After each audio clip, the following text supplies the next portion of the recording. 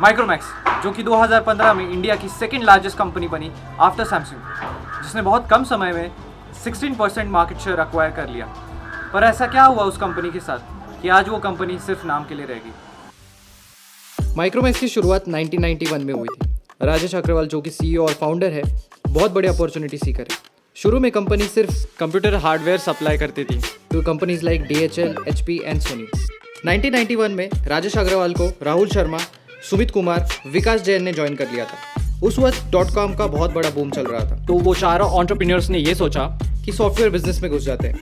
इसलिए उन्होंने माइक्रोमैक्स का नाम चेंज करके माइक्रोमैक्स सॉफ्टवेयर रख दिया। नाम चेंज करने के बाद नोकिया के साथ पार्टनरशिप में उनको पहला कॉन्ट्रैक्ट मिला, where they were introduced to fixed wireless terminals. Micromax then started manufacturing wireless public phones which used SIM cards.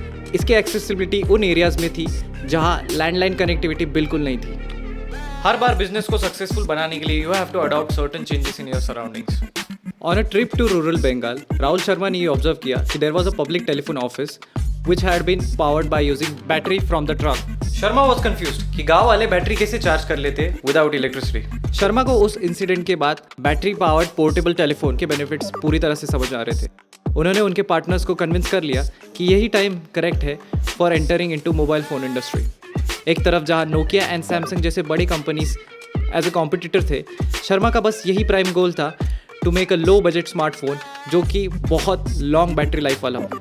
उनका फर्स्ट फोन माइक्रोमैक्स XLI, जो कि एक लो बजट फ़ोन था with 30 days long battery life, पूरी तरह से successful हो गया इन 2008। राहुल शर्मा के इंस्टिंक्ट पेड ऑफ फाइनली। ये फ़ोन उन एरियाज में ज़्यादा पॉपुलर हुआ जहाँ पे लैंडलाइन कनेक्टिविटी बिल्कुल नहीं थी। राहुल शर्मा हमेशा मार्केट में गैप्स आइडेंटिफाई करते थे और उन गैप्स को अपने प्रोडक्ट थ्रू फिल कर देते थे।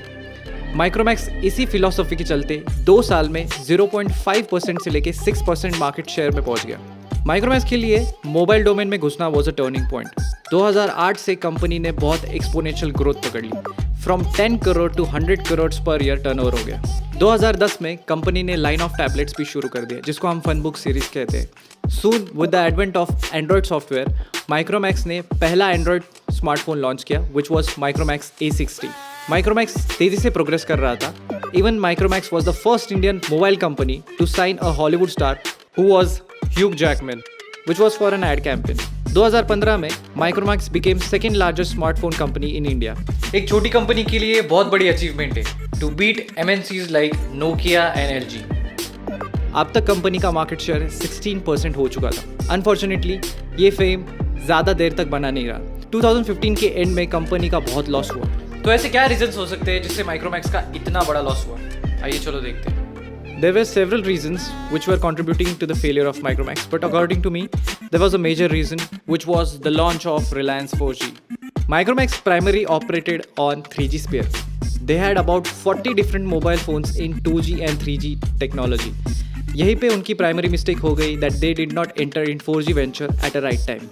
जब Jio का लॉन्च हुआ तब it provided free internet and calls to everyone in India.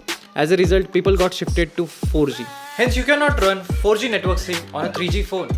यही पे माइक्रोमैक्स फेल हो गया। Second reason, advent of Chinese companies. Chinese companies ने इंडियन मार्केट को पूरी तरह से स्टडी किया और उनको ये रियलाइज हुआ कि उनको बहुत बड़ी अपॉर्चुनिटी मिलने वाली है। जब make in India campaign start हुआ तब दे एंटर्ड वेरी फास्ट और उन्होंने बहुत ज़्यादा प्रोग्रेस कर लिया, लिविंग बिहाइंड आर माइक्रोमैक्स।